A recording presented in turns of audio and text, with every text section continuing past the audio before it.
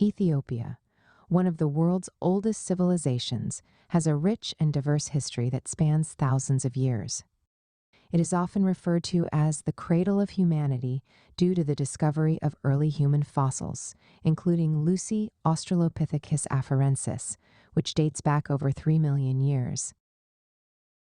Ethiopia's history is marked by ancient kingdoms, religious transformations, resistance to colonization, and a unique cultural identity that remains strong today. Ancient Ethiopia and early civilizations. The earliest known inhabitants of Ethiopia were part of the Afro-Asiatic-speaking communities. These groups engaged in agriculture and trade, laying the foundation for one of Africa's most enduring civilizations. The kingdom of Dumpsy 10th century BCE, 5th century BCE, was one of the first known political entities in the region. It thrived through agriculture and trade, particularly in gold, ivory, and incense, and had strong connections with the Arabian Peninsula. The Aksumite Empire, c. 100 CE, 940 CE.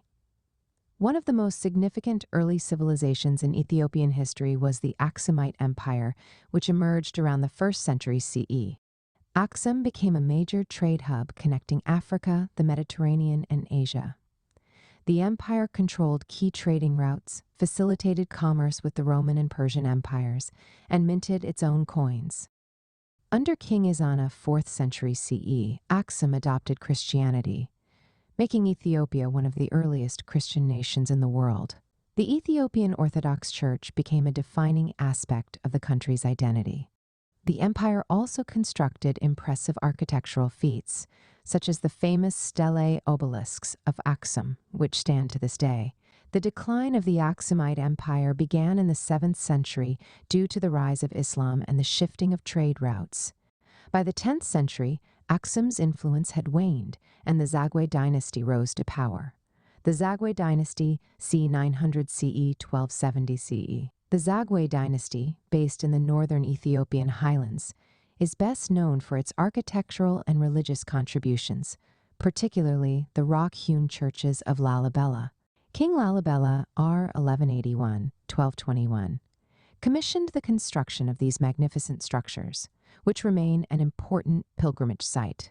The dynasty maintained strong Christian traditions but was eventually overthrown by the Solomonic dynasty. The Solomonic dynasty and the Ethiopian Empire, 1270 CE, 1974 CE. In 1270, Emperor Yakuno Amlak overthrew the Zagwe rulers and established the Solomonic dynasty. Claiming descent from the biblical King Solomon and the Queen of Sheba, this dynasty shaped Ethiopia's political and religious structure for centuries. During the medieval period, Ethiopia was involved in conflicts with Muslim sultanates in the Horn of Africa, particularly the Adal Sultanate. In the 16th century, Ahmad ibn Ibrahim al-Ghazi, a Muslim leader from Adal, launched an invasion of Ethiopia, nearly conquering the empire. Ethiopian resistance, supported by Portuguese forces, eventually repelled the invasion.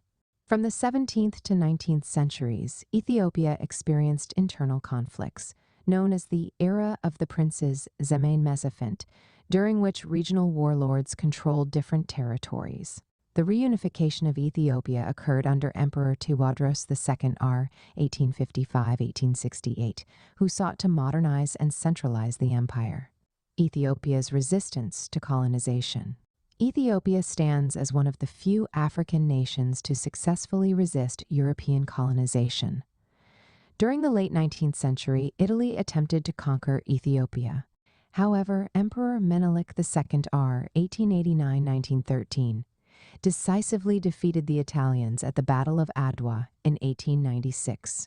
This victory preserved Ethiopia's sovereignty and made it a symbol of African resistance against colonial rule. Emperor Haile Selassie R. 1930-1974 played a significant role in modernizing Ethiopia. However, his reign was interrupted by Italy's invasion under Benito Mussolini in 1935. The Italians briefly occupied Ethiopia 1936-1941 before being expelled with the help of Ethiopian resistance fighters and Allied forces during World War II. Modern Ethiopia and political changes. After After regaining independence, Haile Selassie worked to modernize the country and was a founding member of the United Nations and the Organization of African Unity, OA. However, economic difficulties, political repression, and famine led to increasing dissatisfaction with his rule. In 1974, the Marxist-Leninist Derg regime, led by Mengistu Haile Mariam, overthrew Haile Selassie and established a socialist state. The Derg ruled with an iron fist, implementing land reforms, but also causing mass killings during the Red Terror campaign. Ethiopia also suffered from devastating famines during this period. In 1991, the Ethiopian People's Revolutionary Democratic Front, EPRDF, overthrew the Derg, leading to a transition to a federal government system. Eritrea, which had been part of Ethiopia, gained independence in 1993 after decades of conflict. Ethiopia in the 21st century. Since the early 2000s, Ethiopia has experienced economic growth, infrastructure development, and regional influence. However, political tensions, ethnic conflicts, and issues such as the Tigray War 2020-2022 have posed challenges to stability. Despite these challenges, Ethiopia remains a cultural and historical powerhouse with a legacy of resilience, religious traditions, and a unique identity in Africa and the world. Kindly share this post if you find value in it. Thanks for your support. You can watch this program on YouTube. P.S. In case you want to, feel free to reach out to me. If you need advice on your plans and ideas and how to work on your gift and purpose, drop me a message here or email me at sopiansofgod@gmail.com and we'll arrange a call. Will you like to write a book, share your story, ideas, or knowledge in a book? Now it's easier than ever.